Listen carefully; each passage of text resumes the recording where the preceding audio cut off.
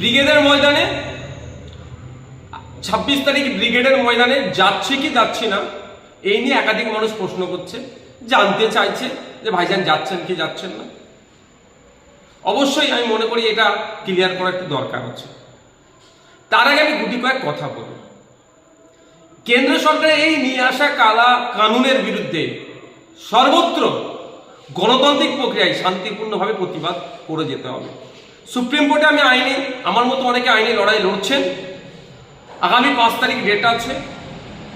আন্দোলন সংগঠিত করতে হবে, শান্তিপূর্ণভাবে আন্দোলন করতে হবে।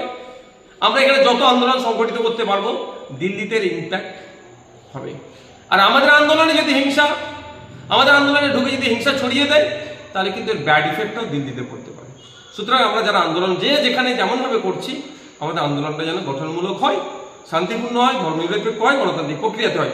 আমাদের আন্দোলনে ঢুকে কেউ যদি হিংসা ছড়াতে যায় সেগুলোকে আমাদেরকে আটকাতে হবে। ভাঙড়ে আমাদের আন্দোলনে হিংসা ছড়ানোর চেষ্টা হয়েছে, হিংসা ছড়িয়েছে।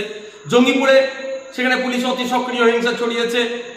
আপনার বিভিন্ন জায়গাতে আমরা দেখছি এটা হচ্ছে, অনেক জায়গায় খবর আসছে পুলিশ আটকাচ্ছে, মিটিং মিছিল করতে দেবে না, এইগুলো হচ্ছে। এগুলোকেও আটকাতে হবে, শান্তিপূর্ণভাবে গণতান্ত্রিক প্রক্রিয়া আন্দোলন করতে হবে। এখন আমার পক্ষে আমি যে উত্তরটা দিচ্ছি, ব্যাপারটা হচ্ছে অনেক সময় নিজেকে আগুনে পুরাতে হয় সমাজকে আলোকিত করার জন্য, অনেক সময় নিজেকে একটু গুটিয়ে নিতে হয় বৃহত্তর স্বার্থের জন্য।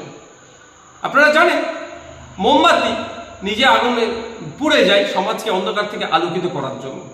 ব্যাপারটা হচ্ছে এখানে আমি যদি এখন ঘোষণা করি আমি ব্রিগেডে যাচ্ছি, আপনারা ইতিপূর্বে দেখেছেন যে জায়গায় আমরা মিটিং মিছিল করছি রাজ্য সরকার কিভাবে সেগুলোতে বাধা দিচ্ছে।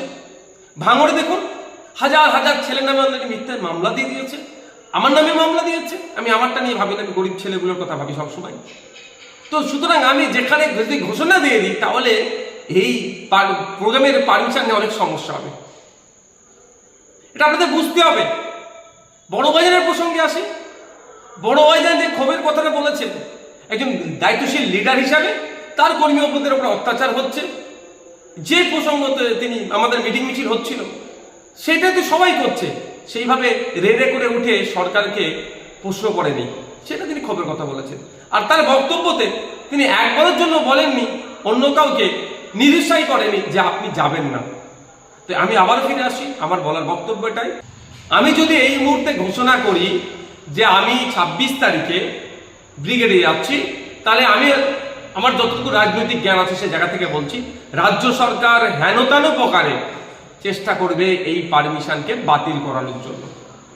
সেই জন্য একটু গুটিয়ে রেখেছি নিজেকে। অনেক প্রশ্ন আমার ভাইরা করছেন, উত্তর দেওয়া প্রয়োজন বোধ করছি বলে বলছি। শুধু একটা গল্প বলে আজকে আমার ভিডিওটি শেষ করব।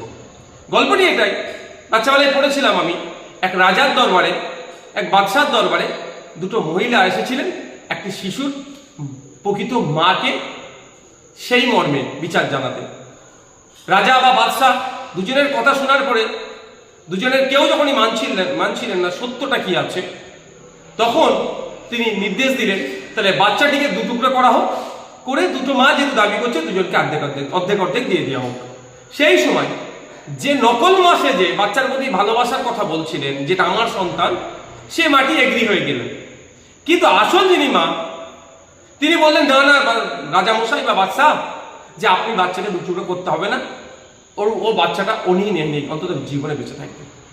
নিশ্চিতভাবে আমার গল্প ছাড়া একটা কথা বলুন, আপনারা বুঝতে পারছেন।